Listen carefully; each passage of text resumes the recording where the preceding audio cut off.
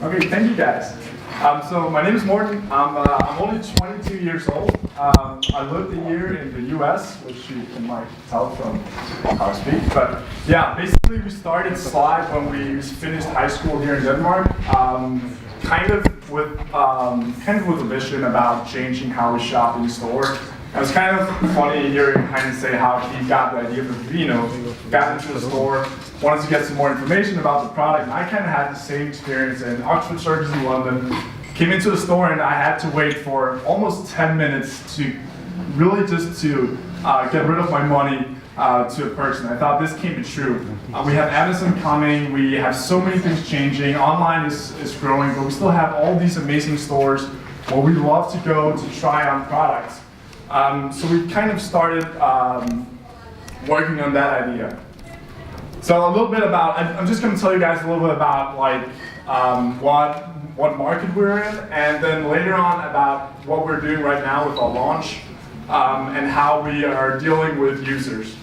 So first off, retail fashion is something that is a major industry. They earn a shit ton of money, and almost 70 to 80% of all their revenue comes from physical fashion stores. You might think that Zalando and Boost and all these big online retailers are major, but one thing is that a lot of what they send out comes back because all you guys order 10 products from Zalando and then you send 5 back.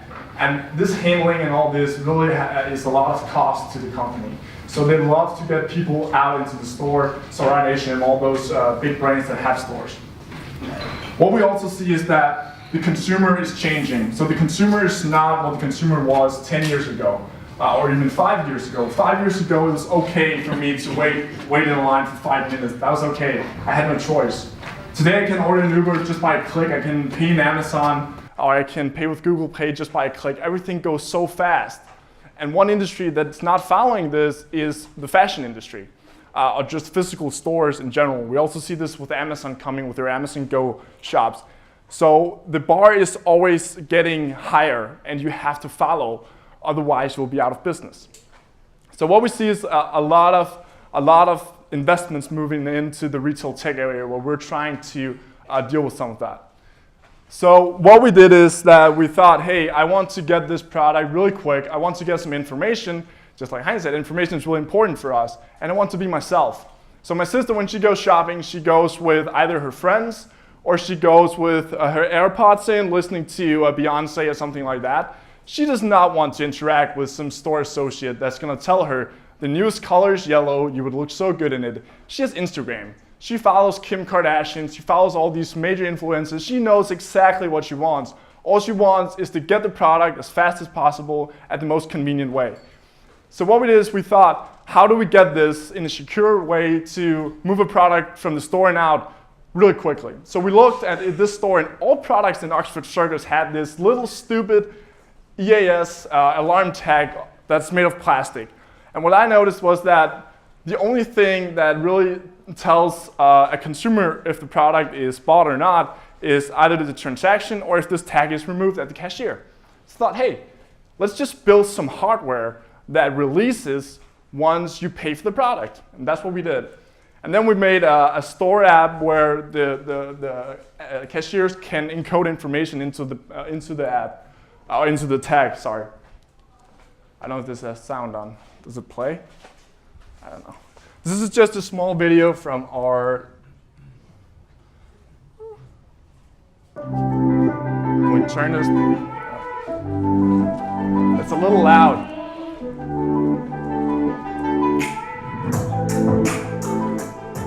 So this is from our pilot we're running right now with message at Zliide. And what you do is, you see here, you push this blue button on the tag. I have a tag here. I was told when you have hardware, always bring hardware. And then you get information, you get a picture, you can also get a video. And it's really connected, so you can get the information within 10 to 5 centimeters. And then you just you get your transaction done in mobile pay or in Apple Pay or whatever payment platform you prefer. And then once you do that, you have the ability to unlock the tag. And you can throw the tag in a slide box, which is basically just a trash can for tags. And then you grab a bag and then you leave the store. And this is how we believe the future of physical fashion stores is supposed to be. Basically, yeah. So go try it out if you want to. Yeah, so basically just a really young founding team. I just want to point out that we just raised what is probably our seed round with some great investors, Nordic Eye, Seed Capital, and PreSeed Ventures, which we're really happy about, of course. Great investors. Yeah. So a little bit about users. So we just did our launch here in Copenhagen. And what we have is we have a lot of things. So we basically did everything we could do at once, which is really hard. So we do hardware, which is a pain. It's really a pain. So if you really have to do hardware, you need to do it. But if you can some way maneuver around it, just don't deal with it. It's really hard. And then we have business intelligence. So just like Heini was telling us, it's really important to have some data. It's important to know things. That's really your edge. And what we see is that physical fashion stores is still 70 to 80% of the market, but they have literally no clue who their customers are. Who knows who their customers are? Amazon does, Zalando does. They know exactly what people want. These stores don't. They know exactly how many people comes into the store, and they know what they sell. And that's not enough, so we can tell them a lot of things, such as what age, what do they bring to the fitting room, how often do they return, do they buy a lot of black, do they buy a lot of yellow. We can kind of do predictive analytics about the fashion industry. So that's really our value, but we don't get this value unless we have the hardware. We don't get the value unless we have usage, and we don't get the value if we don't have stores. So all this has to come together, and it's kind of the chicken and the egg thing, which all founders probably have. And we figured out that the users are what comes first, and the user always comes first. That's a really important thing. Yeah, so we launched, and it shows this big bang because it was really amazing, but it was also terrifying. It was beautiful, but we worked so much. It was just a lot of things did not go the way we thought they were going to go. It was really terrible, but amazing, and such a relief to finally be in a store and see some customers use the product.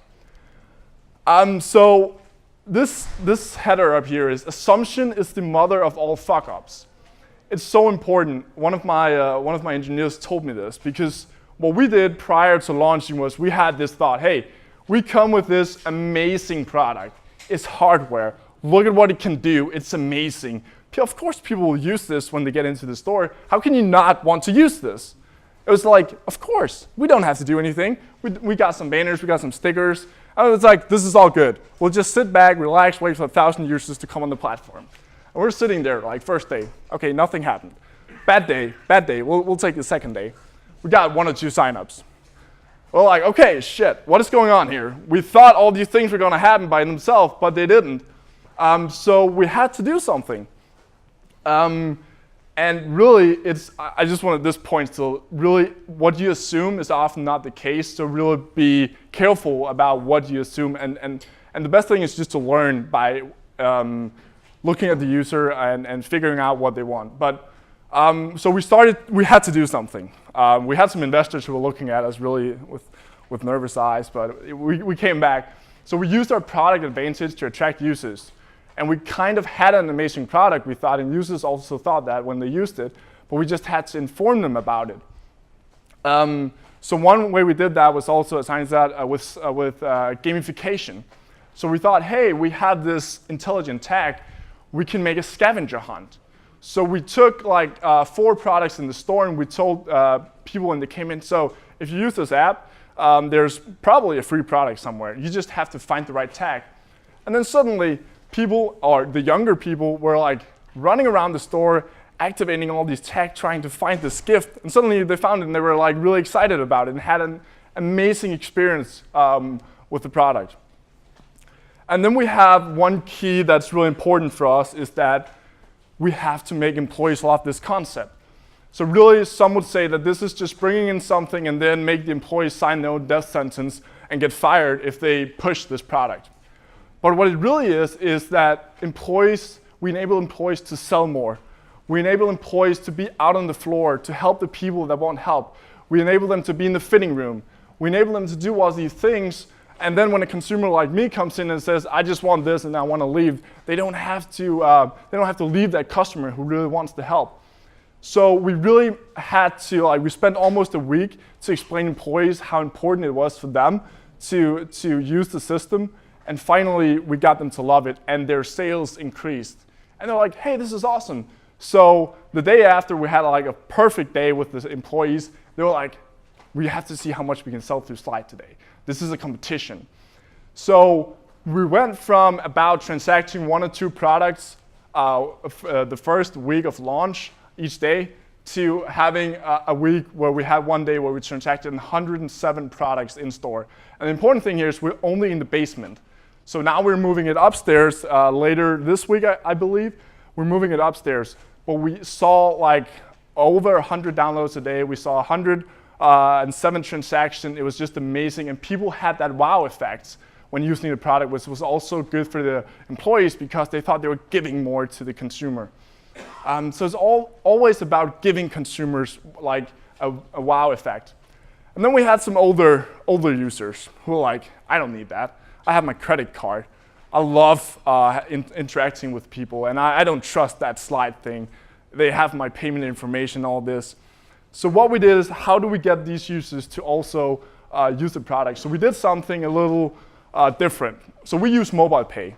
Mobile pay is a strong household name here, and then we all have it.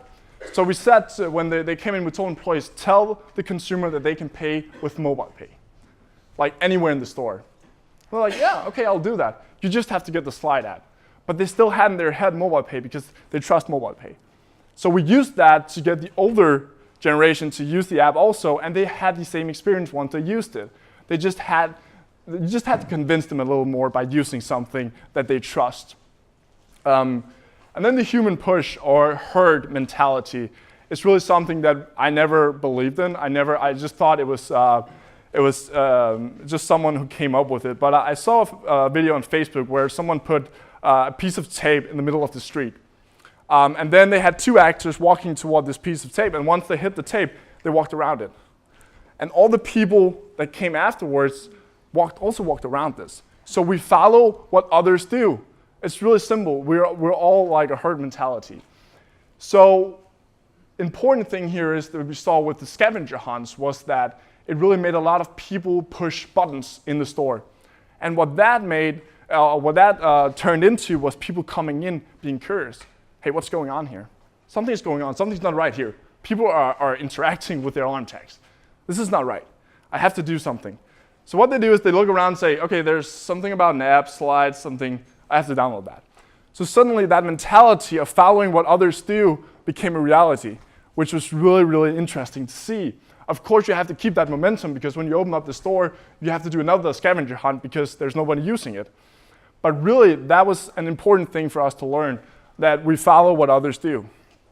And then a really important thing, so me and Heini did not coordinate this, but keep it simple. If you download our app and you're a designer, you will say, this is terrible. It's terrible. And really it is in some ways, but it's extremely simple. Our app the first thing when you download the app after you sign in, you see a picture of the tag and the blue button you have to push. That's it. And it's just a basic animation, but what it gives is the thing we want the user to do, and it's extremely simple. And after that, it's just a basic introduction to how you remove the tag afterwards. That's it. And we also have, if you don't want to sign in, we have a skip, continue as a guest. Just make it easy for the consumer. Like one thing in here, by keeping it easy in the sign-up process, how many of you founders in here have signed up for your own app within the last week? Yeah, no one. And I read that once, and I was like, I have to try that. It's probably super easy, like we thought of it in the beginning. It was super complicated, so complicated. I had to fill in a ton of information. I had to, hey, what age are you? I don't know, come on. And then it was really just a frustrating process. And I thought, if I'm in the store, this is even more frustrating for me. So keep it simple. And again, it's not about design. It's not about winning a design award. It's about really giving that consumer your products and make them use it. And then what if someone deletes the app after because it's a pure design? Well, that's probably because they don't see the benefit of the product you're delivering. So you don't need those, just as I said.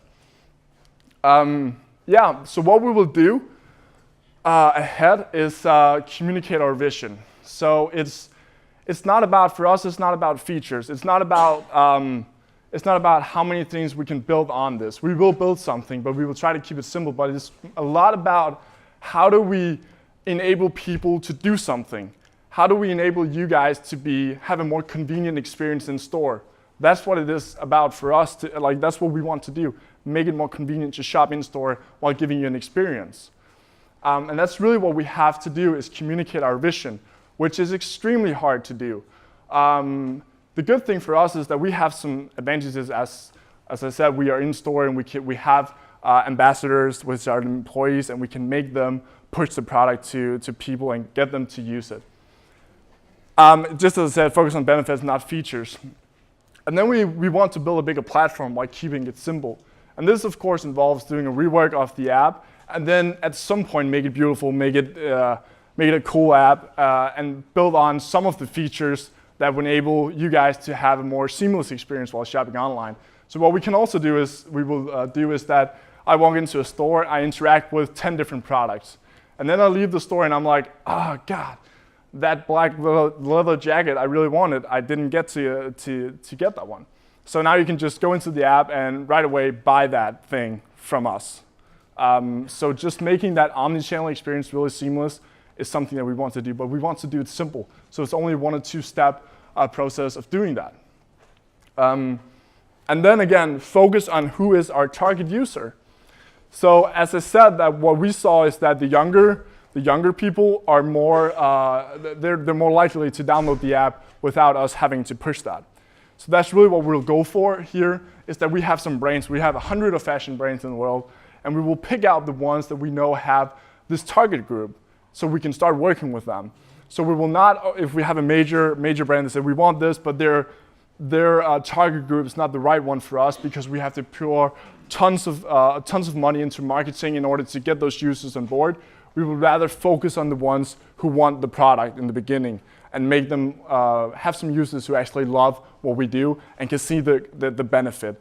So we actually don't want the older people who say, I have my credit card, I don't need this and all that, because it just takes too much time to make them realize what you want to do here. My sister is like, I want this is amazing, I'm gonna use that every single time. That's the feedback we want. And every time we get that feedback, we know that that is the right user for us.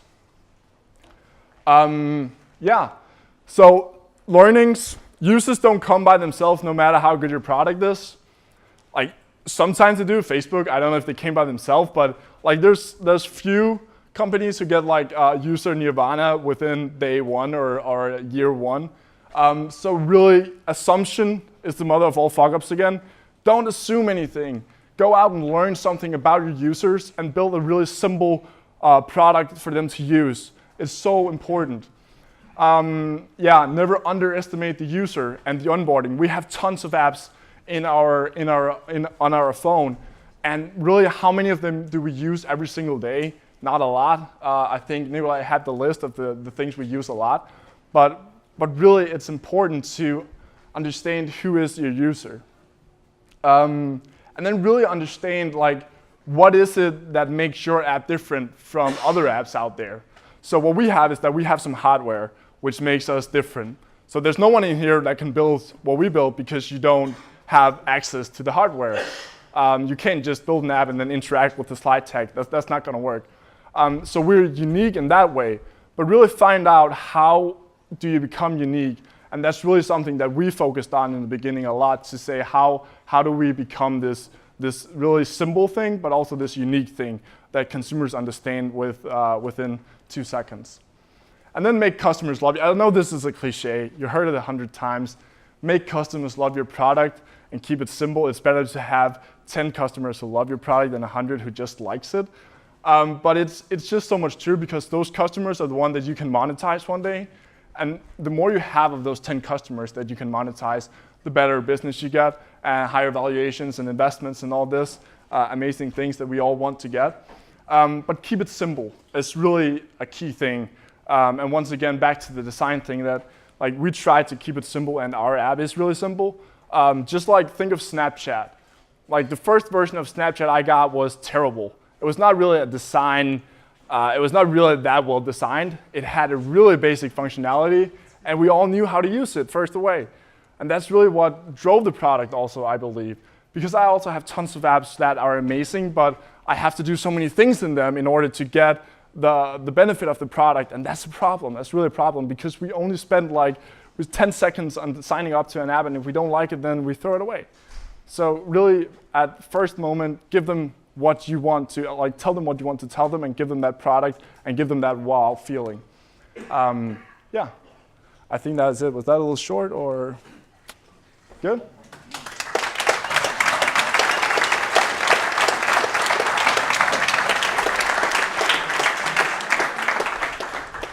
So, who would you say are your biggest competitors, in this game? So we have a lot of competitors, no doubt about that. So we have Amazon, of course, Amazon Go and all their technology, camera technology and all that. And then we have all the major companies such as Fujitsu doing a lot of in retail tech, try to see how they can improve all this. And then we have someone like, you know the company, you don't know the company, but you know the ones who delivered the McDonald's self-order thing. They're also doing a lot for retail. So we have a lot of competitors, but we don't have someone who's directly competing with us on this market. So, but that's probably because we do hardware. We have one in Germany who made a tech that is the size of an iPhone, which really showcases how hard it is to build hardware that is not massively expensive and really big. So yeah, that's what we spent most of the 3 years on, was to really get this hardware right. So what about both of, now you mentioned the hardware, but also on the app itself? So did you build it internally with your own team? Did you outsource it? What did you actually do? If you can talk about a little story about you having this vision. So as I said, I'm 22 now, really young. But once we came out of high school, we were like, we have to build this app. I had a basic understanding of software. I was more interested in hardware and more interested in the business side. So really, it came down to finding someone who knew how to do that. So we kind of outsourced it in the beginning while we were still part of it. And then as quickly as we could, we took it in-house. But the app really first became a priority once we launched here. So it was a priority 4 months back. We really started that, but now we have it all in-house. Okay. So you have this classic thing where I guess I'm now the store owner. You come to me with this amazing thing. Yeah. I'll guess that many of them say, so how many users do we have? Exactly. So what is your answer to that, and what's your future strategy for actually recruit those? Yeah. So one thing is that we will get users in store. So it's really critical for us to get stores that are also pro Zliide, if you can call it that want to push this in order to give consumers an experience. But what we also have is the platform thought, where we want to build a simple version of you being able to buy something in app. But what we want to do is target it, like do it in a different way. We want to gamify it more. I want to make this experience fit to my sister, who I know loves to shop in a specific way. So we don't want to do a classic Zalando or ASOS app that is it's just too basic, and it's too much of it's the wrong feeling I get when I shop there. I wanted something fun that's convenient. So the platform is one way to get users, and the other is in store.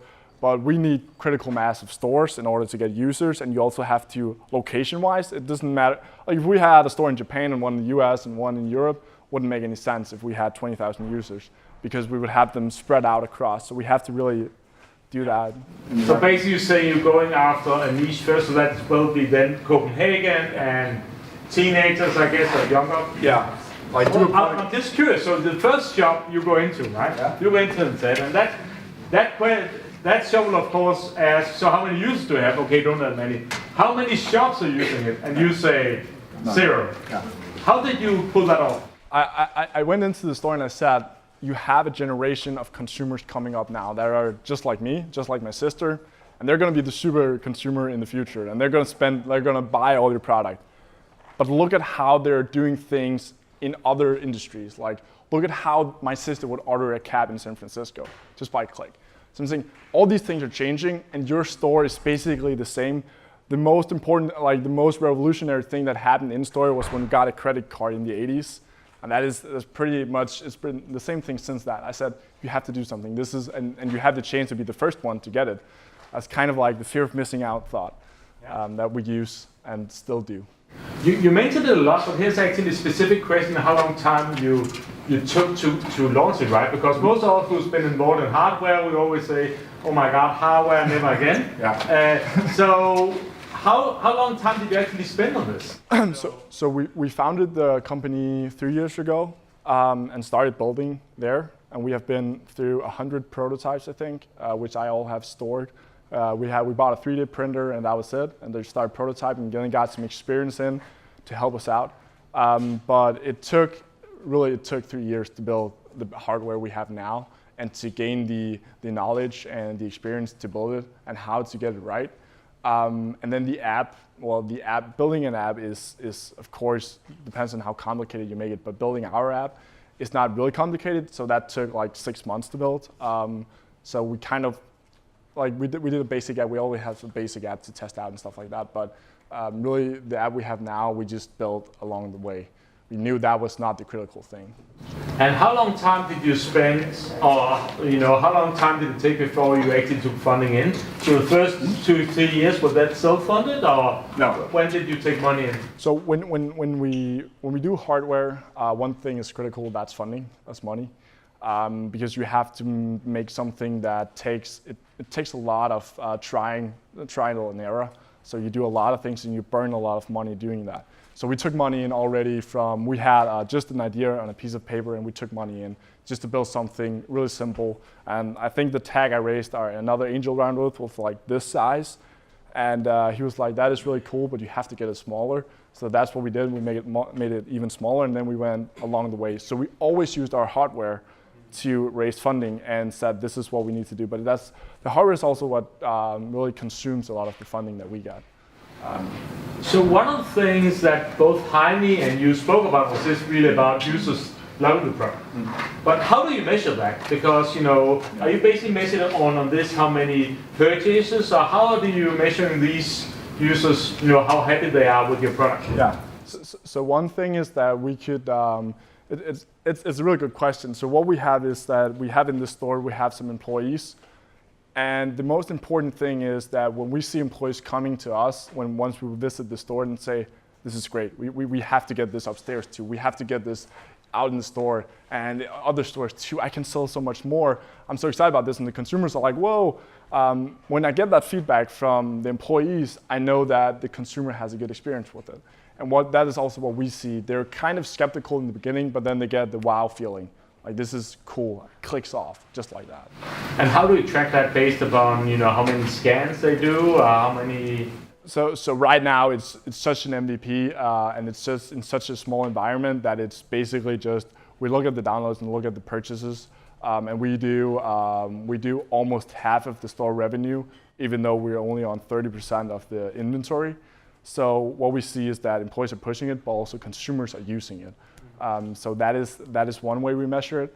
But it's once again, it's really small. And what we also saw was that we already had some returning customers who just went into this. We had 5 products when we looked, because we usually push this to the consumer and they were just gone. So we didn't know where they went. 5 products gone, but they were paid for. So the assumption was when we looked at it, that was someone who signed up a week ago and then just now returned and got more products. And they just did that by themselves. And that was an amazing feeling, an amazing thing to see, even though we didn't get to see it. But yeah, so it's really basic way to measure it. And what's your revenue model? Basically, I guess when you come up to the store and say, yeah, I like it, what's the price? If you're a store, you come to us, I would say that you get, it's a small upfront payment, really small upfront payment. And then we do a transaction fee model. So every time a consumer buys a product, you pay us something for it, which also makes it kind of our responsibility to get users to use it. So that's a great model for us. Also a model that if we scale up is the most attractive model revenue-wise. Yeah. And what would you say are the biggest pitfalls going forward? So what could go wrong? Yeah. So one of the biggest pitfalls is white label.